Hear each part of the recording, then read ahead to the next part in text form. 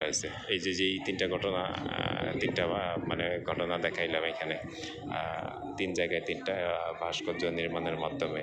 এখানে কিন্তু তিনটা ঘটনায় পুলিশ মিলেন। যাই হোক, আশা করি আমাদের পুলিশ বাহিনী ভবিষ্যতে আরও সুন্দরভাবে নিজেদেরকে গড়বেন। তারা ব্যবহার হবেন না কারো দ্বারা, কেউ যাতে তাদের মানে চরিত্র হনন করতে না পারে। এবং পুলিশও তো ভিক্টিম হয়েছে, গত জুলাইতে অনেক পুলিশকেও তো মেরে ঝুলিয়ে রাখা হয়েছে, মারা হয়েছে বিভিন্নভাবে, অনেক নির্যাতন করে পুলিশকেও মারা হয়েছে, কাপড় চোপড় ছাড়া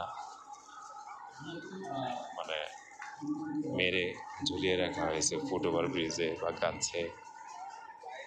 তো সারা দেশেই কম বেশি পুলিশকে ভিক্টিম হতে হয়েছে। তো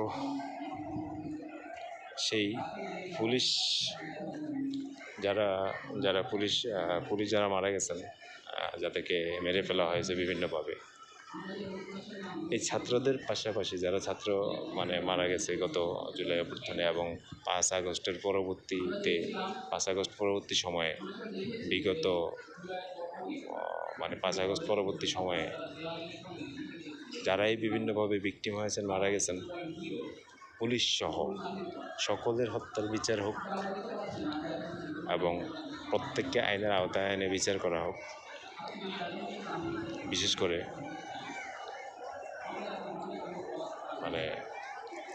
যারা যেভাবে ভিক্টিম হয়েছে তারা যাতে ন্যায় বিচার পায়, সেটা পুলিশ হোক, ছাত্র হোক বা অন্যান্য যারা মারা গেছে। 5 আগস্টের পর তো অনেক মানুষকে মেরে ফেলা হয়েছে, তারাও যাতে ন্যায় বিচার পায়।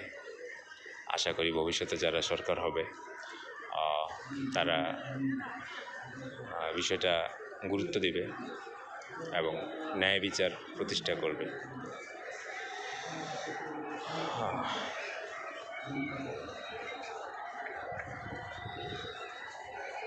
কুকুর খুব আরামে আছে, শান্তিতে ঘুমাচ্ছে, কোথায় কী হচ্ছে না আছে সেটা নিয়ে তার কোনো টেনশন নেই, সে নির্বিঘ্নে ঘুমাচ্ছে। অথচ শাহবাগ এলাকা, পুরা শাহবাগ বা আশেপাশের এলাকা একদম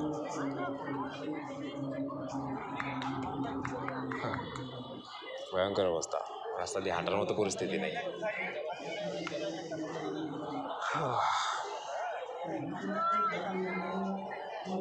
শান্তির ঘুম দিছে।